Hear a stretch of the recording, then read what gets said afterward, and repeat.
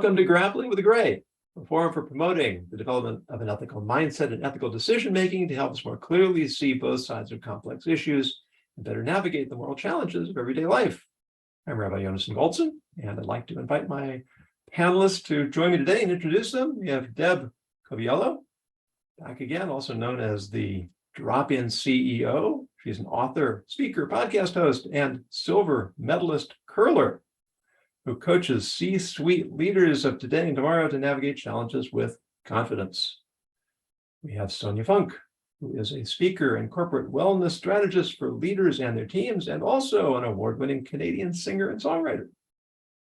And all the way from Jerusalem, we have Libby Kistner, who is a developmental editor and writing coach, helping authors share their wisdom with the world, find fulfillment, and attain financial success. Thank you, ladies, for joining me today, and especially thank you, Sonia and Deb, for stepping in. Occasionally I get cancellations. This is my first time I had 2 cancellations for one show, so very much appreciate you joining me and stepping into the breach. And here is our ethical challenge. In case you missed it, on October 2nd, 2021, while interviewing NASCAR driver Brandon Brown, the winner at the Talladega Speedway in Alabama, an NBC Sports reporter misinterpreted the chanting of the crowd as "Let's go, Brandon." They were, in fact, chanting F. Joe Biden. Instantaneously, "Let's go, Brandon" became code for expressing contempt for the president. Not long afterward, a client came to me with the following question. The client was attracted to a particular cryptocurrency she thought to be a promising investment. However, the name of the currency was FJB, not just the letters, but the words written out. The client told me that as a matter of principle, she avoids profanity and tries to disassociate herself from it at all times. Then she asked whether her sensitivity to profanity was reason to decline investing in the currency if by doing so she would forfeit any potential financial gain. So here are the points we want to ponder. First, to what degree are we obligated to disassociate ourselves from people, projects, products, or opportunities that violate our own personal standards, even if they have wide social acceptance and do not violate the law?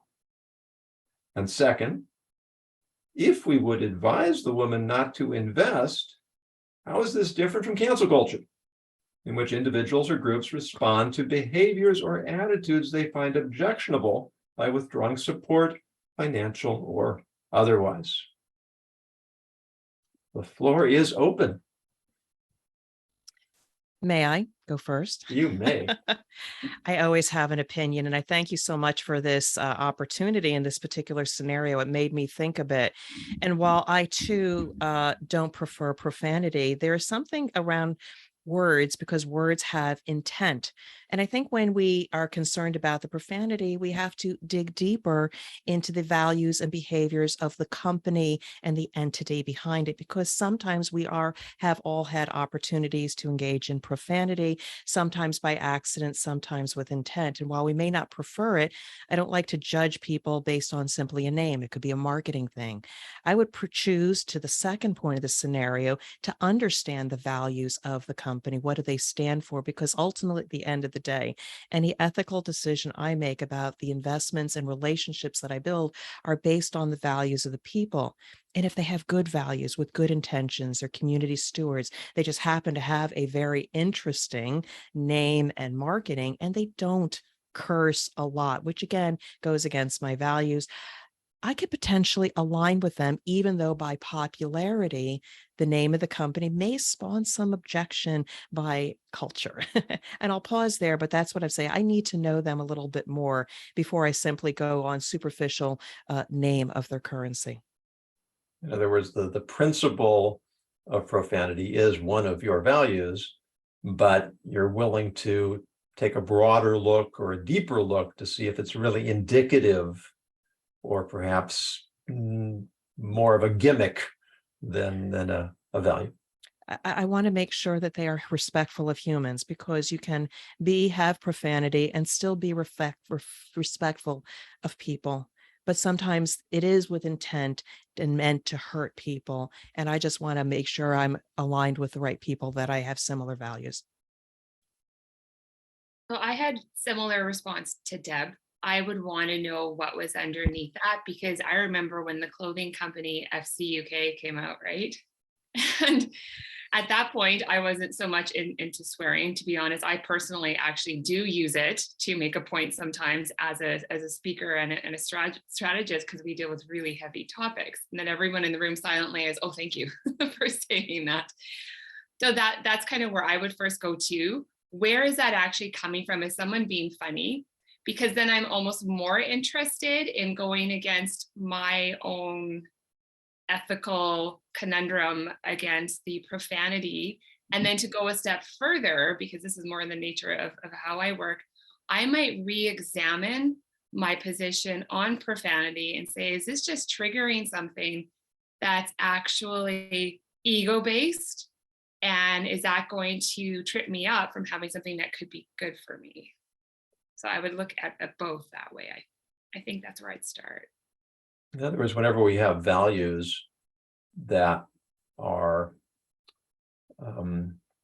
let's say, inconsistent with what's common practice, we should ask ourselves, are those values perhaps out of sync with the culture? Or sometimes we need to take a stand against the culture.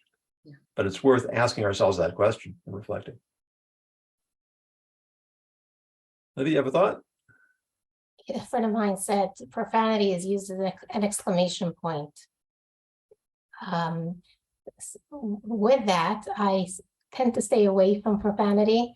As a child, it wasn't called curse words in my home. It was called ugly words. Don't use ugly words. There is a beautiful side to the world and an ugliness to the world.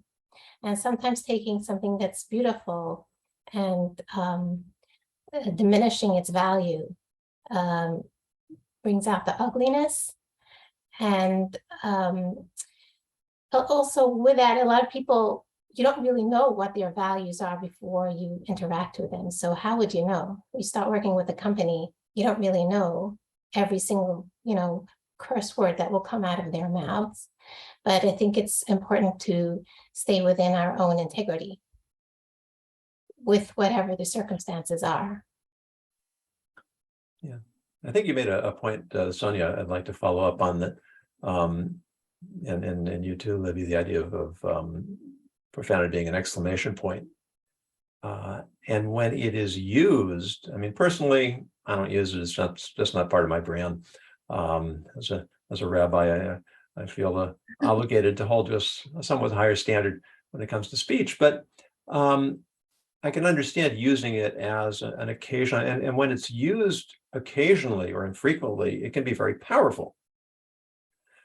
What I've noticed in the culture, and I mean, this was going on when I was in college. I had dorm mates that it was an adjective for every noun, and at which point it becomes meaningless.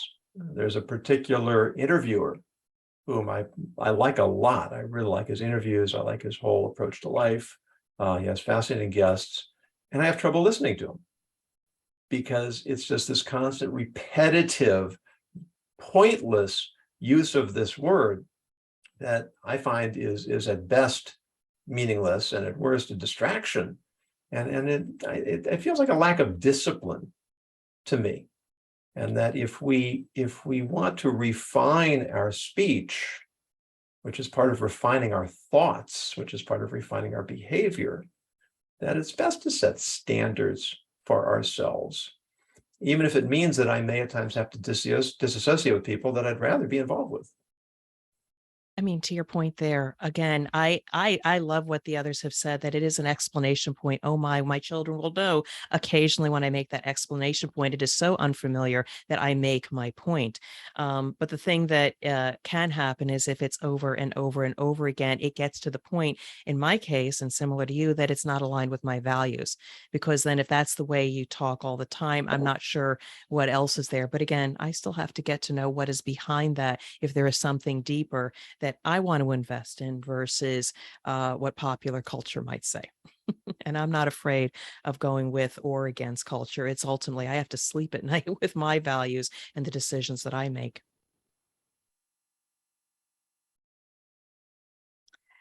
But it is an interesting topic because I have also been approached on some things when I was asked my opinion about certain political candidates, why I was or was not in favor of others.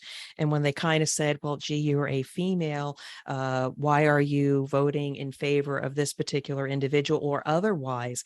You know, it's one of those things you have to ask the question of like, well, do I want to be associated with the narrative of society, or do I want to be known for holding my ground and sticking to my values because of something a little bit deeper? So again, when you brought up this scenario about I may have one thing, but then what happens with cancel culture? If I decide not to, am I doing it for the right reason or just going with the image or what other people are thinking? Yeah. Well, let's move into that area Yeah. then. The whole concept of cancel culture is that if someone, some institution, some business acts in a way that's inconsistent with my values, then I don't want to support that person or institution. Now, phrased that way, I have no objection with it at all. It seems to me proper not to endorse actively or tacitly those who act in a way that I feel is inappropriate and unhealthy for society. What makes it cancel culture, I believe, is that it's not just a matter of that which violates my core values or perhaps violates what could be seen as universal core values, but rather it's just something that I don't like or I don't agree with, or is a popular social fad. And then punishing those who have different positions simply because they have different positions. And then we get to that famous question, where do we draw the line? Yeah, we definitely need healthy debate on these things, for which I am grateful that you've brought us forward. Again, I had to think about this a lot because, again, while I don't like the profanity thing, at the end of the day, we have to dig deeper, understand who the people are, what their values are, what are their intentions. And ultimately, it's a business transaction. If we believe in the people and trust the people and the business model, I'm not sure I care what they call themselves as long as I can trust and feel respected by investing in them. And I think there's a lot to be said about execution. And the word decisive there resonated with me as well. Like we kind of have already covered, it's like, are they just being funny or is there a decisive intent? And that's what makes it a huge difference to me, right? Like when I do choose to use those words sometimes, it is because we are talking about something very ugly. And it actually really helps the human soul to bring an expression of the rawness, of the frustration, the things that we're talking about in the work that I do. And so I attract certain companies and I don't attract certain companies, and that's okay. But I think the execution in that ethical decision also is where the line is maybe a little bit easier to draw. Is she just going to say, okay, it just doesn't sit right with me? Because at the end of the day, underneath these kinds of decisions, we all have that niggle in our soul. And when it's such a personal decision, she can make that ethical decision with herself and have that debate and follow whatever that kind of thing is. If she feels like she should do it and something feels tight in her body, that is her, conscience saying, I don't like the ethics of this. And she can say, no, thank you, without canceling anything and just keep her mouth shut. Do you know what I mean? And then does it, I don't mean this in a literal way, does it even matter then if she is listening to her intuition, not canceling anything and just going on her way and saying no thank you, instead of making a big deal out of it?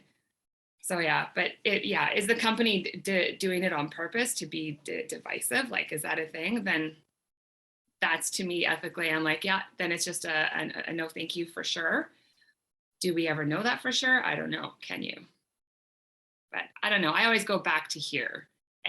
Or when you wake up the next morning and you've made the decision and you feel good about it, and you didn't go and deliberately hurt anything or make an accusation that you didn't know was true or not, I can live with those kinds of decisions. This was a very interesting question for me. And, both of you, Deb talked about sleeping at night, and Sonia spoke about the niggling feeling. And I've never even thought about this question before. So my mind went on a complete journey to figure this out. And I reminded myself of something I had read over the weekend about Adam, the first man, and the perfect harmony that he had inside. So you can say that Adam dwelled in paradise, but maybe it would be more accurate to say that paradise dwelled inside of Adam. And what that means is speaking to both of what you said, that inner knowing where the first man had perfect clarity, had perfect vision. He was just full of harmony. He could see from one end of the world to the other end of the world in terms of wisdom and awareness. And could you imagine he wasn't tormented by self-doubt and insecurity? He had complete self-trust because he knew that his motives were positive motives. But that was all inside of him. But externally, there was a threat. The serpent came with its enticing, luring of something that was visible. Sometimes the visible is more enticing than what we hear. And that's where both the good and the bad was part of Adam. And now he was shattered into two opposing teams. Now there was conflict. Now there was struggle. And I think all of us as humans, part of our purpose is to get back to that harmony, that inner harmony, that paradise that dwells within us when we know what our motives are, when we live with integrity and integrity of our values. So that was a very interesting concept to think about when I hear somebody speaking in a way that goes against my values. How does that make me feel inside? You articulated that beautifully, Libby, and what both you and Sonia raised this issue of what is my heart telling me? What are my own values telling me? And that was just effectively the advice that I gave this woman. That the fact that you're asking the question indicates to me that you may not want to go in that direction.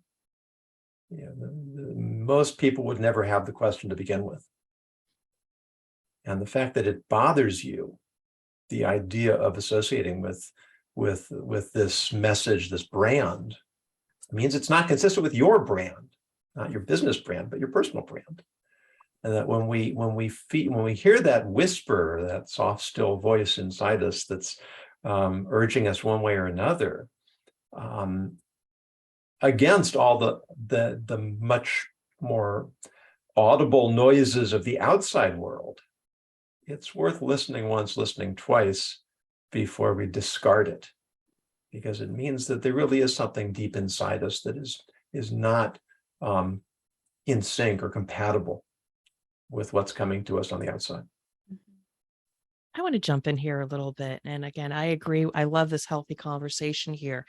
But when I talk about when people are making difficult decisions, I talk about, what do you need? Or what do you want? What do you need? Which sometimes is stronger. And then what gives you joy or what makes you feel good? And sometimes based with ethical decisions, it might not feel right, but maybe there is an overriding need and want to invest for maybe long-term goals, et cetera, because there's maybe they're in crisis. Maybe they need to make an investment. Maybe there are some things that they need to be safe. And what does one do then, even though ethically, I'm a little uncomfortable with it, but they need peace of mind. They need to make some decisions to achieve short-term needs, perhaps. And I don't have an answer to that. Sometimes we have to make those decisions and go in a direction that's away from our values in order to satisfy something else. But I do know sometimes it's not long-lived. You ultimately have to come back to your values because you can't sustain it. So I'm just curious what people say when they don't necessarily follow their heart because they have some other sense of urgency.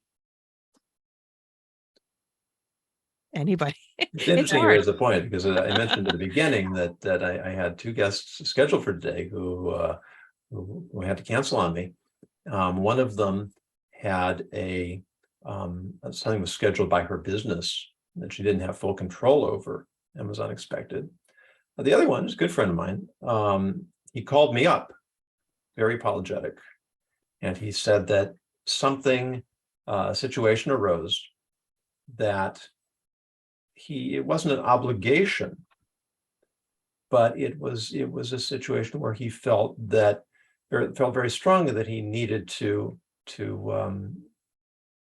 occupy himself differently, and he expressed the irony of canceling his commitment to have a discussion on ethics, and he didn't ask my permission, but he did offer a sincere regret that he had a conflict. Two things he wanted to do, two things he felt that he should do, but as we say in the Jewish world, you can't dance at two weddings. And he had to make a choice, and I responded to him that these things happen. Sometimes we have conflicting priorities, and that's what ethics is all about. I have two different sets of values that are coming in conflict with each other. Often one's internal and one's external, but not always. Sometimes they can be two of my core values that are at odds with each other, and I have to make a decision. And so to your point, Deb, I wasn't saying always listen to that voice. Let me repeat. I wasn't saying don't always follow that voice, but I was saying always listen to it. Yeah. Because very often the external pressure is going to incline us to compromise our inner values. And that's something to be very careful to consider before we make that decision. And to support that part of it and what Deb said there, because I do live in the gray area. It's just where I've chosen to look at things from. And one of the wisest things someone ever told me about something like this, where I made room in my life for the fact that sometimes we're choosing a lesser evil. That is the construct of the world that we seem to live in right now. And he said, Sonia, two options is not actually a choice. And there's something powerfully self-compassionate about that. It's like, I have to choose between these two, but just two options isn't actually a real choice. The way we want as humans to have free will and be able to actually choose. It's just two. How is that actually a choice? Where's the third option? Do you know what I mean? Mm-hmm.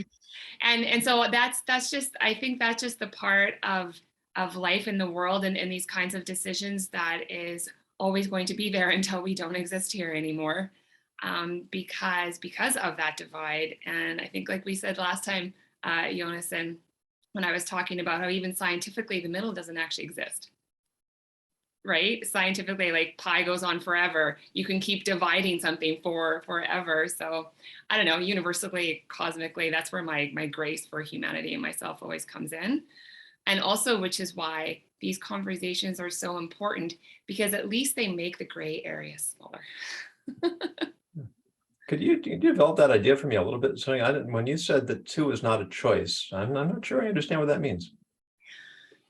So when it's the way it was this was in marriage counseling, to be honest, and a decision that had to be made, stay or go. And it's like, why is it stay or go? Why can't it be improve the relationship? Or why can't it be this? Or why can't it be that? When someone says, you can either live and lose this or die and not have the pain of losing this, you're not making a choice of what you want. You are not in charge of, if you believe in it, your destiny and where you want to go, because it's just two forks in the road. Well, what about the rest of the forest? Why don't I get to go in there? Do you know what I mean? So it's not a true free will choice if someone's just saying it's either or. Did I do that right? Yeah, I think I hear where you're coming from. I would phrase it a little differently. Yeah. I would say that often the two choices that present themselves are not the only choices. And that's why we talk about the gray, because we would all like life to be black and white. That would just make things very simple. Yeah. But that's not really the world we live in. And so when we train ourselves, I mean, we're not going to get into politics, but I have voted third party in my life more than I have voted for a primary party candidate.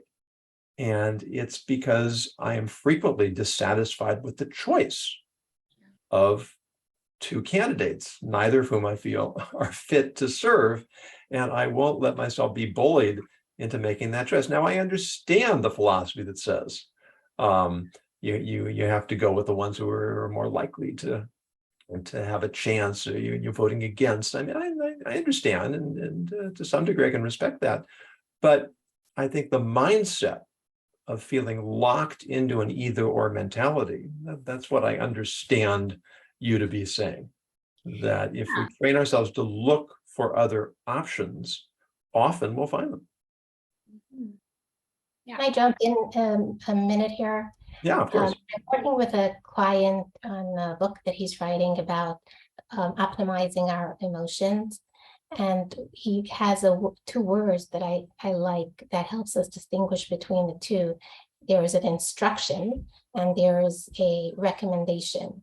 So the instruction is often coming from our survival mode, where we have the need to pursue pleasure and escape death or escape pain. Or we have recommendation, which is coming from the higher part of our thinking, when we're calmer, when we're still, when we're not chasing or pursuing. We are able to listen to that voice that will give us the recommendation versus the instruction to do something because our life might be in danger, whether real or perceived. And I thought that distinction, my words, was very helpful. Is this an instruction? Is this a recommendation? And another very interesting point that he makes is based on neuroscience, where our body communicates with us via our muscles. And he calls that biosignals. So our nervous system will give us a signal in the form of a tight chest or tightness in our stomach, that uncomfortable feeling. And just to be alert to that and have an embodied mind will help us make these kind of choices when we're grappling with gray. I've heard that before, Olivia, and it's really fascinating that you bring it in here because, for instance, the physiological symptoms of anxiety and excitement are the same, that elevated heart rate. And so when I feel that those physical symptoms, I do have a certain amount of choice how I'm going to interpret them. I can allow myself to interpret those as anxiety and then respond out of anxiety, or I can interpret it as excitement and channel it in what may end up being a more positive direction. And so, as you say, recognizing the difference between those things over which we don't have control, but then within a different band that we can direct them, we can channel them in a way that that becomes more positive or not. Any final thoughts? I'll just Oh, go you ahead. go So, first, Deb. Go. no, I'll just say that insight was very helpful because I just finished up a client engagement and both there was anxiety, like it's coming to an end. Where's the next gig to? This was so joyous. I had the privilege and opportunity to make a difference in the place in this company. So the emotions that I were feeling could have been negative, but I chose to go one of joy. So thank you for your comments, Sonia. I would just affirm the nervous system perspective. That's underneath everything that I do. And so in asking the same thing in a slightly different way, is this response coming from your parasympathetic nervous system, which means your rational brain has blood flow? Or is it coming from your sympathetic nervous system and the blood flow from the front of your brain has actually been reduced? Because that is where the body, like one of my spiritual teachers that I've had a few across the world, always said to me, Sonia, your body is the only thing on this earth that will never lie to you. And then neuroscience 20 years later goes and proves it. So yes, that would be my. Sonia. I like that. And I think it ties in very nicely with your comment, Libby, about Adam, that he was originally a creature of absolute harmony. And that as a consequence of his own error, he created a division in himself, a duality in himself. So he became a creature who was constantly at odds with himself. And if we think of ourselves as struggling to resolve or minimize or manage the tension within us towards a more harmonious outlook and attitude, then we can reclaim a lot of tranquility in our lives. Yes. Great. And I would also add about the cancel culture, that when you are aligned with yourself and you're in harmony with yourself, then you don't cancel the messenger, you cancel the message. You're able to separate between the person and the values. Yeah, well, maybe that's a topic we can get into a little more in the next segment, because we're out of time for now. But for the moment, I'd like to thank all of you, Deb, Sonia, and Libby. This has been a very engaging and thought-provoking conversation. I hope you'll join me again. For those of you who are watching or listening, if you'd like to suggest an ethical scenario or dilemma for us to take up in discussion, please go to my website, jonasongoldson.com. Use the contact box there to submit your suggestion. And if it's compelling, we'll be happy to use it on the program. If you are a Grappling with Gray member, please use the community link to participate in a follow-up open forum and continued discussion. If you're not a member, please go to gwtg.live, where you can sign up for a free 30-day trial and enjoy member benefits. Please join us again next week for another ethical discussion as we grapple with the gray.